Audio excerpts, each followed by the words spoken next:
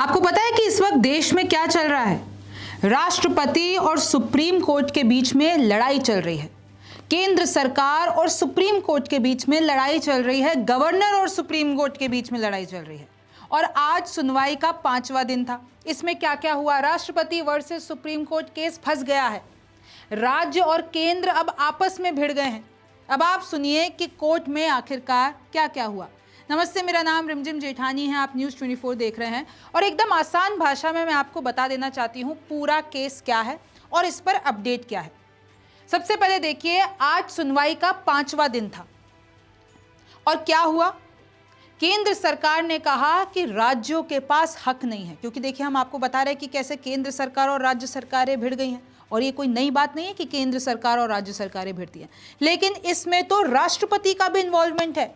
Literally राष्ट्रपति की powers पर अब बड़ा सवाल उठाया जा रहा है। इसका बैकग्राउंड बताऊं, लेकिन आप पहले अपडेट देख लीजिए कि केंद्र सरकार ने कहा कि भाई राज्यों के पास हक नहीं है, राज्य सरकारों के पास हक नहीं है। किस बात का हक नहीं है? राष्ट्रपति और राज्यपाल के खिलाफ नहीं कर सकते हैं एक्शन, यानी अगर राज्य सरकार चाहे तो वो रिट पिटीशन फाइल नहीं कर सकती है राष्ट्रपति और राज्यपाल के किसी भी फैसले पर, उनके खिलाफ कुछ नहीं कर सकती है। राज्य रिट पिटीशन दायर नहीं कर सकते, क्योंकि संविधान के हिसाब से जो अनुच्छेद 32 है उसका इस्तेमाल राज्य सरकारें इसलिए नहीं कर सकती क्योंकि भाई मौलिक अधिकार जो होता है वो तो जनता के पास होता है, राज्य सरकारों के पास थोड़ी ना होता है। तो वो राज्यपाल और राष्ट्रपति के खिलाफ कोई भी रिट पिटीशन दायर नहीं कर सकते हैं। सॉलिसिटर जनरल तुषार मेहता बोले, राष्ट्रपति इस बात पर जवाब चाहती है कि क्या राज्य सरकारों के पास हक है कि वो राष्ट्रपति और राज्यपाल के खिलाफ रिट पिटीशन दायर करें। अच्छा, थोड़ा सा बैकग्राउंड बता देती हूँ ताकि आपको समझ में आ गए। आपको याद है ना, वो तमिलनाडु से मामला शुरू हुआ है। ये वो राज्यपाल ने बिल लटका दिया, लटकाए रखा, फिर आगे राष्ट्रपति को भेज दिया, फिर राष्ट्रपति ने भी बहुत टाइम लिया उसको, फिर वापस रिटर्न कर दिया। तो बेसिकली राज्य सरकार ने कहा कि भाई गवर्नर अगर लटकाए रखेंगे बिल और अगर राष्ट्रपति भी लटकाए रखेंगी, फिर वापस उस पर कोई बिल पे एक्शन नहीं होगा, कानून नहीं बनाएगा, तो फिर जो हम पॉलिसी मेकिंग कर रहे हैं हम तो फिर बेकार में मेहनत कर रहे हैं। फिर सुप्रीम कोर्ट बोला कि नहीं, ऐसा तो नहीं हो सकता, हमें तो समय सीमा निर्धारित करनी पड़ेगी। अगर राष्ट्रपति के पास कोई भी बिल जाता है तो 3 महीने से ज़्यादा वो अपने पास उसको रख नहीं सकती। या तो आप उसको कैंसिल करो या फिर आप उसको अप्रूव करो, लेकिन आप लटका के नहीं रख सकते हो। इसी पूरे मामले पर आज 5वें दिन की सुनवाई थी और कैसे सुप्रीम कोर्ट और राष्ट्रपति आमने सामने हैं। फिर राष्ट्रपति मुर्मू ने 14 सवाल पूछ दिए सुप्रीम कोर्ट से और उसमें जवाब मांगा गया कि आप लोग किस तरीके से, क्योंकि भाई आर्टिकल हमारा संविधान ये कहता है कि राष्ट्रपति मुर्मू को अगर किसी भी मामले में राय मशवरा चाहिए, कानूनी जितने भी ये दाव पेच होते हैं, तो डायरेक्ट सुप्रीम कोर्ट से सलाह ले सकती हैं। तो उन्होंने 14 सवाल पूछ दिए और अब राज्य सरकारें केंद्र सरकार के खिलाफ है, राष्ट्रपति के खिलाफ है, राज्यपालों के, कि हम जो बिल, और ये कौन से राज्य सरकारें हैं? ऑब्वियसली ऑपोजिशन वाली राज्य सरकारें हैं, क्योंकि जो बीजेपी शासित राज्य सरकारें उनके तो काम हो जाते हैं, उनके तो बिल पास हो जाते हैं, ऐसा कहना है विपक्ष का। और जो विपक्ष के राज्य हैं, चाहे वो तमिलनाडु हो गया, चाहे जितने भी साउथ की स्टेट्स हैं, उसके वो जो गवर्नर केंद्र सरकार के द्वारा अपॉइंटेड होते हैं वो बिल अटका देते हैं, उनका काम अटका देते हैं, उनका फंड अटका देते हैं। फिर जब आगे राष्ट्रपति के पास बैठते तो वो बिल लंबा लंबा खिंचता ही रहता है। तो सुप्रीम कोर्ट ने कहा कि भाई हमको तो समय सीमा निर्धारित करनी पड़ेगी कि गवर्नर के पास इतना टाइम है उस बिल को हाँ या ना बोलने के लिए या आगे फॉरवर्ड करने के लिए राष्ट्रपति के पास, और राष्ट्रपति के पास भी समय सीमा है। अब देखिए केंद्र सरकार ने क्या कहा कोर्ट में। उन्होंने कहा कि अनुच्छेद 361 ये कहता है राष्ट्रपति राज्यपाल कोर्ट में जवाबदेह नहीं है। कोर्ट राष्ट्रपति या राज्यपाल को कोई निर्देश नहीं दे सकती, सुप्रीम कोर्ट के दायरे में नहीं है। राष्ट्रपति को कुछ नहीं कहा जा सकता, राज्यपाल को कुछ नहीं कहा सकता, उनके फैसले न्यायिक समीक्षा के दायरे में नहीं आते हैं और ये हमारा संविधान कहता है। तो सुप्रीम कोर्ट के पास हक नहीं है कि वो समय सीमा निर्धारित कर दे राष्ट्रपति के पास कि वो कब बिल हाँ करे और कब ना करे। केंद्र बोला राज्यपाल का 6 महीने बिल लटकाना सही नहीं। हालांकि केंद्र ये भी बोला कि हाँ, राज्यपाल अगर इतने लंबे टाइम तक बिल को लटका रहे तो वो भी ठीक नहीं है। लेकिन अगर राष्ट्रपति की बात आती तो भाई राष्ट्रपति के खिलाफ कोर्ट में वो जवाब देना ही है।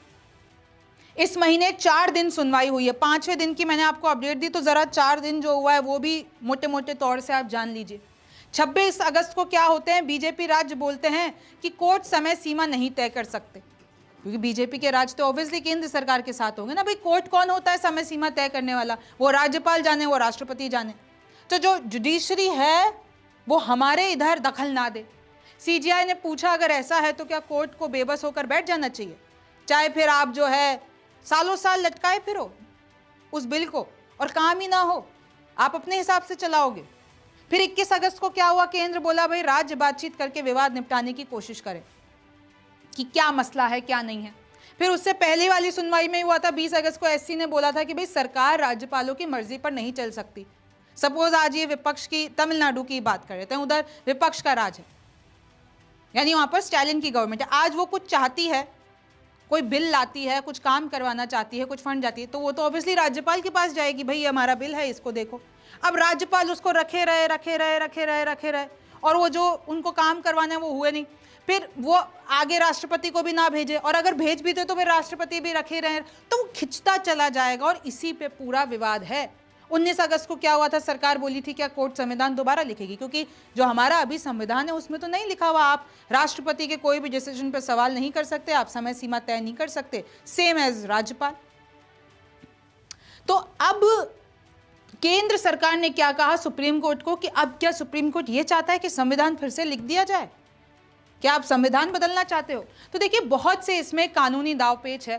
फिर अगर आप देखेंगे आज सिंघवी ने भी, और इस पे सिंघवी लड़ रहे हैं, विपक्ष के जितने भी वकील हैं वो लगातार इस पे लड़ रहे हैं। टेक्निकल टर्म्स में नहीं जाऊंगी, लेकिन सिर्फ इतना बताऊंगी कि सिंघवी ने क्या कहने की कोशिश की। सिंघवी ने ये कहा कि भाई आप सोचिए कितना नुकसान होता है अगर आप ऐसे बिल लटका देते हैं, काम को लटका देते हैं।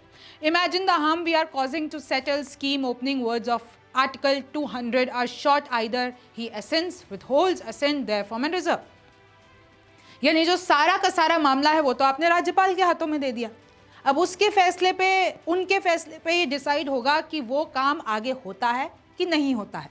फिर देखिए टेक्निकल टर्म्स में बताऊं तो इस बारे में भी बात हुई कि क्या होगा अगर वो अप्रूव कर दें, क्या होगा कि वो उसको अपने पास रखें, क्या होगा, तो फिर उस बिल का क्या होगा, क्या वो गिर जाएगा। तो इस तरीके से बहुत सी टेक्निकलिटीज डिस्कस हुई, लेकिन मामला आगे बढ़ नहीं रहा है, एकदम टेक्निकल टर्म्स पे आके अटक गया है। इसलिए हम कह रहे हैं कि फंस गया है। अभी कितना लंबा चलेगा, क्योंकि जो अगली तारीख दी गई है वो 2 सितंबर की दी गई है। आर्ग्यूमेंट्स कंटिन्यू होंगी 2 सितंबर को।